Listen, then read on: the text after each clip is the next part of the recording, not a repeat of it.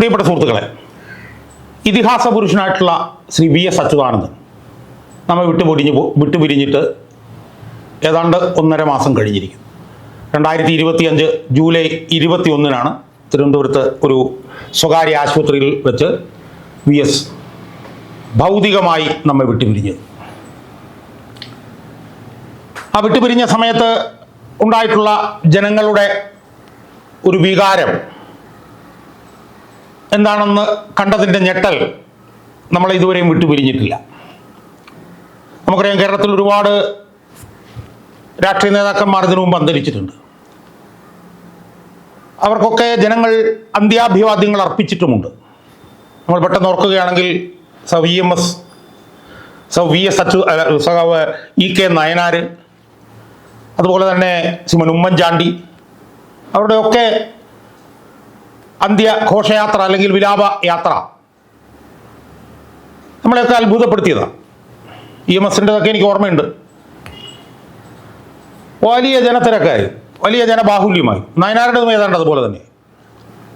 ഉമ്മൻചാണ്ടിയുടേതും അതിനേക്കാൾ വ്യാപകവും വിപുലവുമായി. ലക്ഷക്കണക്കിന് ആളുകളാണ് ഉമ്മൻചാണ്ടിയുടെ വിലാപയാത്രയിൽ പങ്കെടുത്തത്. പക്ഷേ ഒരു സംശയവും വേണ്ട, അതിനെല്ലാം കടത്തി വെട്ടുന്നതായിരുന്നു VS അച്യുതാനന്ദൻ്റെ ഭൗതിക ശരീരവും വഹിച്ചുകൊണ്ടുള്ള വിലാപയാത്ര. ഏതാണ്ട് 3-4 മണിക്കൂറുകൾ കൊണ്ടെത്തേണ്ട ആലപ്പുഴയിലേക്ക് 21-22 മണിക്കൂറുകൾ ചെലവിട്ടിട്ടാണ് അന്ത്യ ഘോഷയാത്രയ്ക്ക് എത്താൻ വേണ്ടിയിട്ട് കഴിഞ്ഞത്. ലക്ഷക്കണക്കിന് ജനങ്ങളാണ് ആ ഘോഷയാത്രയിൽ പങ്കെടുത്തത്. ആ വിലാപയാത്രയുടെ പ്രത്യേകത എന്തായിരുന്നു? CPMൻ്റെ ഔദ്യോഗിക നേതൃത്വം ആ വിലാപയാത്രയിൽ ആളുകളെ സംഘടിപ്പിക്കാൻ വേണ്ടിയിട്ട് ചെറുവിരൽ അനക്കാതിരുന്നിട്ടും തിരുവനന്തപുരത്തൊക്കെ നമ്മൾ കണ്ടതാണ്. അത് 11 മണിയാകാൻ പോകുന്നു, അതുകൊണ്ട് പെട്ടെന്ന് ആളുകൾ വന്ന് കണ്ടോളണം, എല്ലാവരും വന്ന് പെട്ടെന്ന് കയറിക്കോണമെന്നും പറഞ്ഞിട്ട് MV ഗോവിന്ദൻ, MV ജയരാജൻ അവിടെ നടന്ന് അനൗൺസ് ചെയ്യുകയായിരുന്നു. അതുപോലെ തന്നെ നമ്മൾ പിന്നീട് മനസ്സിലാക്കാൻ കഴിഞ്ഞ് തിരുവനന്തപുരത്ത് നിന്ന് ആലപ്പുഴ വരെ ഈ വിലാപയാത്ര പോകുമ്പോൾ അത് പരമാവധി ആളുകൾ കാണുന്നതിന് വേണ്ടിയിട്ടുള്ള ഒരു പ്രവർത്തനവും CPMൻ്റെ ഔദ്യോഗിക നേതൃത്വം നടത്തിയിരുന്നില്ല. ഒരു പ്രവർത്തനവും നടത്തിയിരുന്നില്ല. അങ്ങനെ നടത്താതിരുന്നിട്ട് പോലും സ്വമേധയാ സ്വമനസാലെ കേരളത്തിലെ ജനങ്ങൾ, കേരളത്തിലെ പുരുഷന്മാർ, കേരളത്തിലെ സ്ത്രീകൾ, കേരളത്തിലെ യുവാക്കൾ, യുവതികൾ, കുട്ടികൾ, കേരളത്തിലെ മിഡിൽ ക്ലാസ്, അവരെല്ലാവരും ഒറ്റ മനസ്സോടുകൂടി VSൻ്റെ വിലാപയാത്രയിൽ, ഭൗതിക ശരീരം വഹിക്കുന്ന വിലാപയാത്ര നേരിട്ടും അല്ലാതെയും കണ്ടുകൊണ്ടിരുന്നത് നമ്മൾ കണ്ടതല്ലേ സുഹൃത്തുക്കളെ. അതിനെക്കുറിച്ചിട്ട് ഇനി നമ്മൾ കൂടുതൽ എന്ത് പറയാനാണുള്ളത്? ഉമ്മൻചാണ്ടിയുടെ വിലാപയാത്രയിൽ ആളുകൾ പങ്കെടുത്തു. അത് ഉമ്മൻചാണ്ടി ഒരു കാരുണ്യവാനായതുകൊണ്ട്, ഉമ്മൻചാണ്ടിയുടെ 50 വർഷത്തെ ജീവിതത്തിനിടയിൽ ഉമ്മൻചാണ്ടി ലക്ഷക്കണക്കിന് ആളുകളെ സഹായിച്ചിരുന്നു. ആ കാരുണ്യ വായ്പ ജനങ്ങൾ തിരിച്ചു കൊടുത്തതിൻ്റെ ഭാഗമായിട്ടാണ് ഉമ്മൻചാണ്ടിയുടെ വിലാപയാത്ര. പക്ഷേ VS അച്യുതാനന്ദൻ അങ്ങനെ ആയിരുന്നു. VS അച്യുതാനന്ദൻ അങ്ങനെ വ്യക്തിപരമായി ജനങ്ങൾക്ക് കാരുണ്യം ചെയ്ത് സഹായങ്ങൾ ചെയ്തു കൊടുക്കുന്ന ഒരു രീതി സമ്പ്രദായമായിരുന്നില്ല VS. പക്ഷേ ജനങ്ങൾ നേരിടുന്ന അതിഗുരുതരമായിട്ടുള്ള പ്രശ്നങ്ങൾ, ജനങ്ങൾ നേരിടുന്ന അഴിമതി, ജനങ്ങൾ നേരിടുന്ന സമൂഹത്തിലുണ്ടാകുന്ന ഭൂമി കയ്യേറ്റം, സ്ത്രീകൾക്കെതിരായിട്ടുള്ള അതിക്രമങ്ങൾ, മനുഷ്യാവകാശ ലംഘനങ്ങൾ, ഇതിനൊക്കെ എതിരെ VS നടത്തിയിട്ടുള്ള അചഞ്ചലവും വിട്ടുവീഴ്ചയില്ലാത്തതുമായിട്ടുള്ള പോരാട്ടം, ആ പോരാട്ടത്തിൽ VSനോടൊപ്പം ഉണ്ട് തങ്ങൾ എന്നാണ് കേരളത്തിലെ സാധാരണ ജനങ്ങൾ. അതിൽ പാർട്ടിക്കാരില്ലെന്ന് ഞാൻ പറയുന്നില്ല. പക്ഷെ പാർട്ടിക്കാരെക്കാളൊക്കെ എത്രയോ ഇരട്ടിയായിരുന്നു കേരളത്തിലെ പൊതുമണ്ഡലം. പാർട്ടിക്കാരൊരു 25-30% ഉണ്ടായിരുന്നെങ്കിൽ 70% പൊതുമണ്ഡലമായിരുന്നു. അവർ സ്വമേധയാ പോയിട്ടാണ് അത് കണ്ടുപിടിച്ചത്. VSൻ്റെ വിലാപയാത്രയിൽ പങ്കെടുത്തു. അവർക്ക് എന്തെങ്കിലും സർക്കുലർ കിട്ടിയിട്ട് പോയതല്ല. കാരണം അവർക്ക് മനസ്സിലായി VS 80 വയസ്സിന് ശേഷവും അവർക്ക് വേണ്ടി നടത്തിയിട്ടുള്ള ഉദാത്തമായിട്ടുള്ള, ഉജ്ജ്വലമായിട്ടുള്ള, നിസ്തുലമായിട്ടുള്ള പോരാട്ടം, VS അഴിമതിക്കാർക്കെതിരെ നടത്തിയിട്ടുള്ള പോരാട്ടം, VS ഭൂമി കയ്യേറ്റത്തിനെതിരെ നടത്തിയിട്ടുള്ള പോരാട്ടം, VS സ്ത്രീകളെ പീഡിപ്പിക്കുന്ന നരാധമന്മാർക്കെതിരായിട്ട് നടത്തിയിട്ടുള്ള പോരാട്ടം, ഓൺലൈൻ വേട്ടയ്ക്കെതിരെ, കൊള്ളയ്ക്കെതിരെ, ലോട്ടറി കൊള്ളയ്ക്കെതിരെ നടത്തിയിട്ടുള്ള പോരാട്ടം, ഇതൊക്കെ VS നടത്തിയിട്ടുള്ള പോരാട്ടങ്ങൾ. ആ പോരാട്ടങ്ങളിൽ ജനങ്ങൾക്കുള്ള സ്നേഹ വായ്പ അവർ പ്രകടിപ്പിച്ചതിൻ്റെ ഭാഗമായിട്ട് ലക്ഷക്കണക്കിന് ആളുകൾ VSൻ്റെ വിലാപയാത്ര. തെരഞ്ഞെടുപ്പിൻ്റെ ഫലം വരുന്ന അന്ന് കേരളത്തിൽ ടി വി കാണുന്നതിനേക്കാൾ കൂടുതൽ ആളുകളാണ് വി എസിൻ്റെ വിലാപയാത്രയെ ടി വിയിലൂടെ കണ്ടത് എന്നാണ് നമുക്ക് കണക്ക് മനസ്സിലാക്കുന്നത്. വി എസിൻ്റെ വിലാപയാത്രയുടെ ആ ആഴ്ച ഏതാണ്ട് 650-700 ആയിരുന്നു ബാർക്ക് റേറ്റിങ്ങിൻ്റെ പോയിന്റെങ്കിൽ ഇപ്പം 150, 200, 250 ഉള്ളൂ. അപ്പം അത്രയ്ക്ക് വലിയ ജനസഞ്ചയം വി എസിനോട് ഐക്യദാർഢ്യം പ്രകടിപ്പിച്ചു. CPM എന്ന് പറഞ്ഞ പാർട്ടിയുടെ ഔദ്യോഗിക നേതൃത്വത്തിൻ്റെ എതിർപ്പ് വകവയ്ക്കാതെ മലവെള്ളപ്പാച്ചിൽ പോലെ ജനങ്ങൾ ഇളകി ഒഴുകി വന്നു. സ്മരണകൾ ഇരമ്പി വി എസിൻ്റെ. അങ്ങനെയാണ് വി എസ് നമ്മുടെ മുമ്പിൽ നിന്ന് കടന്നുപോയത്. സുഹൃത്തുക്കളെ, വി എസ് കടന്നുപോയി ഏതാണ്ട് 1.5 മാസങ്ങൾ കഴിഞ്ഞു. ഇപ്പോഴത്തെ അവസ്ഥ എന്താ കേരള രാഷ്ട്രീയത്തിൽ? വി എസിനെ ഒരു വേളയെങ്കിലും ഒരു ദിവസം നമുക്ക് ഓർക്കാതിരിക്കാൻ കഴിയുമോ സുഹൃത്തുക്കളെ? സ്ത്രീ പീഡകരായിട്ടുള്ള നരാധമന്മാർ കൊടികുത്തി വാഴുകയല്ലേ ഇന്ന് എല്ലാ പാർട്ടിയിലും. കോൺഗ്രസിലും സ്ത്രീ പീഡകർ, CPM സ്ത്രീ പീഡകർ, BJP സ്ത്രീ പീഡകർ. സ്ത്രീ പീഡകരെ ഈ പറഞ്ഞ പോലെ ഇംഗ്ലീഷിൽ പറഞ്ഞ റൂളിംഗ് ദ റൂസ്റ്റ് എന്നുള്ള നിലയിലല്ലേ ഇപ്പോൾ നമുക്ക് കേരളത്തിൽ കാണാൻ കഴിയും. വി എസ് ഉണ്ടായിരുന്നെങ്കിൽ എന്താകുമായിരുന്നു നമ്മളൊന്ന് ആലോചിച്ച് നോക്കൂ. ഒരു മന്ത്രിയായിരുന്നപ്പോൾ ഒരു വനിതയോട് ഏറ്റവും മോശമായി പെരുമാറിയ ഒരു CPM നേതാവ്, MLA, മുൻ മന്ത്രി വി എസ് ഉണ്ടായിരുന്നെങ്കിൽ അയാൾ ഈ പാർട്ടിയിൽ ഉണ്ടാകുമായിരുന്നു സുഹൃത്തുക്കളെ? ഉണ്ടാകുമായിരുന്നു. കോൺഗ്രസിലും സ്ത്രീ പീഡകനെ സഹായിക്കുന്ന നിലയിലല്ലേ ഇപ്പോൾ വർത്തമാനങ്ങൾ നടന്നുകൊണ്ടിരിക്കുന്നത്.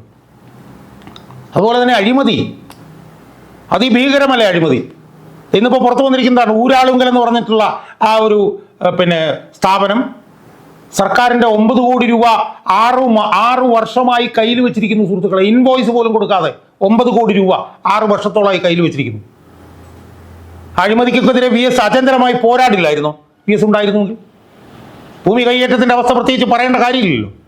ദേശീയ പാതയുമായി ബന്ധപ്പെട്ടൊക്കെ ഉണ്ടായിട്ടുള്ള വിഷയങ്ങൾ പറയേണ്ട കാര്യമില്ല. അതുകൊണ്ട് വി എസ് പോയെങ്കിലും വി എസിനെ ഓരോ നിമിഷവും നമുക്ക് ഓർക്കേണ്ട ഒരു സാഹചര്യമാണ് ഇന്ന് നമ്മുടെ മുന്നിലുള്ളത്. ഞാൻ പറയുന്നത്, വി എസ് പോയെങ്കിലും, വി എസ് ഭൗതികമായി നമ്മെ വിട്ടുപിരിഞ്ഞു പോയെങ്കിലും വി എസ് മുന്നോട്ട് വെച്ച രാഷ്ട്രീയത്തിനും പ്രത്യയശാസ്ത്രത്തിനുമുള്ള വലിയ ഒരു പ്രസക്തി അത് ഓരോ നിമിഷവും കേരളത്തിൽ കൂടിക്കൊണ്ടിരിക്കുക. വി എസ് മുന്നോട്ട് വെച്ച അഴിമതിക്കെതിരായിട്ടുള്ള പോരാട്ടം, വി എസ് മുന്നോട്ട് വെച്ച ഭൂമി കൈയേറ്റത്തിനെതിരായിട്ടും സ്ത്രീ പീഡനത്തിനെതിരായിട്ടും മനുഷ്യാവകാശ ലംഘനങ്ങൾക്കുമെതിരായിട്ടുള്ള പോരാട്ടം, ആ പോരാട്ടത്തിനുള്ള പ്രസക്തി ഇന്ന് 10 മടങ്ങ് വർദ്ധിച്ചിരിക്കുന്നു.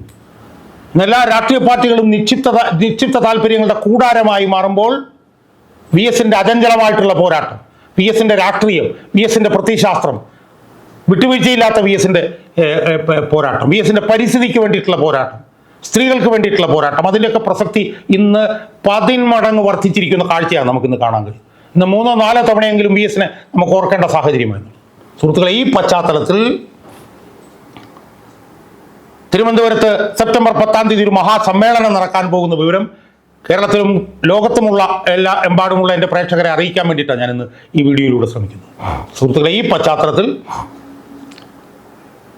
വി എസിനെ മനസ്സിൽ കൊണ്ട് നടക്കുന്നവർ, വി എസിൻ്റെ പോരാട്ടങ്ങളോട് ഐക്യദാർഢ്യം പ്രഖ്യാപിക്കുന്നവർ, വി എസിൻ്റെ പോരാട്ടത്തെ പിന്തുണയ്ക്കുന്നവർ, വി എസിൻ്റെ അചഞ്ചലമായ വിട്ടുവീഴ്ചയില്ലാത്ത പോരാട്ടത്തിനോടൊപ്പം നിൽക്കുന്നവർ, അവരെയും വി എസിൻ്റെ അതേ ഉദ്ദേശ ലക്ഷ്യത്തോടുകൂടി പോരാടുന്ന പരിസ്ഥിതി സംഘടനകൾ, അഴിമതി വിരുദ്ധ സംഘടനകൾ, സ്ത്രീകൾക്കെതിരായിട്ട് പോരാടുന്ന സംഘടനകൾ, മനുഷ്യാവകാശ സംഘടനകൾ, ഇവരെ എല്ലാവരെയും വി എസ് സ്മരണ എന്ന് പറയുന്ന ഒരു വലിയ കുടക്കീഴിൽ സെപ്റ്റംബർ 10-ന് കൊണ്ടുവരാൻ വേണ്ടിയിട്ട് നമ്മൾ ഒരു ശ്രമം നടത്തുകയാണ്. ഇവരെല്ലാവരെയും, ചിന്തകർ, ആക്ടിവിസ്റ്റുകൾ, സ്ത്രീകൾ, സ്ത്രീ പ്രവർത്തകർ, അഴിമതി വിരുദ്ധ പോരാളികൾ, അവരെല്ലാവരെയും നമ്മൾ വി എസിനെ കുറിച്ച് ഓർക്കാൻ സെപ്റ്റംബർ 10-ന് തിരുവനന്തപുരത്തേക്ക് സഹർഷം നമ്മൾ സ്വാഗതം ചെയ്യുകയാണ്. വി എസ് നമ്മുടെ ഇടയിൽ നിന്ന് പോയെങ്കിലും വി എസ് നമ്മുടെ മുന്നിൽ നമുക്ക് കൊണ്ടുതന്ന ഈ അചഞ്ചലമായിട്ടുള്ള പോരാട്ടത്തിൻ്റെ സമരഭൂമിയിൽ നിൽക്കുന്ന മുഴുവൻ ആളുകളെയും സെപ്റ്റംബർ 10-ന് തിരുവനന്തപുരത്തെ വി എസ് അനുസ്മരണ സമിതി സെപ്റ്റംബർ 10-ന് നടക്കാൻ പോകുന്ന ഒരു വി എസ് അനുസ്മരണ സമ്മേളനത്തിലേക്ക് സഹർഷം സ്വാഗതം ചെയ്യുകയാണ്. സുഹൃത്തുക്കളെ, ഈ സമ്മേളനത്തിൻ്റെ പേര് തീക്കാലങ്ങളുടെ ഓർമ്മകൾ എന്നാണ്. തീക്കാലങ്ങളുടെ ഓർമ്മകൾ. വി എസിൻ്റെ കാലത്തിന് തീക്കാലങ്ങൾ ആയിട്ടാണ് ഞങ്ങൾ കാണുന്നത്. അതാണ് ഈ സമ്മേളനത്തിൻ്റെ തലവാദം. ഈ സമ്മേളനത്തിൻ്റെ അധ്യക്ഷൻ കേരളത്തിലെ ഏറ്റവും പ്രധാനപ്പെട്ട ഇടതുപക്ഷ ചിന്തകരിൽ ഒരാളായിട്ടുള്ള സാഹിത്യകാരനായിട്ടുള്ള ശ്രീമൻ ബി രാജീവനാണ്. അദ്ദേഹമാണ് ഈ സമ്മേളനത്തിൻ്റെ അധ്യക്ഷൻ. ഈ സമ്മേളനത്തിൽ ആമുഖ പ്രഭാഷണം നടത്തുന്നത് കേരളത്തിലെ ഏറ്റവും പ്രധാനപ്പെട്ട ഇടതുപക്ഷ ചിന്തകരും കവിയും കമ്മ്യൂണിസ്റ്റുകാരനുമായിട്ടുള്ള ശ്രീമൻ KC ഉമേഷ് ബാബുവായിട്ട് അദ്ദേഹമാണ് ആമുഖ പ്രഭാഷണം നടത്തുന്നത്.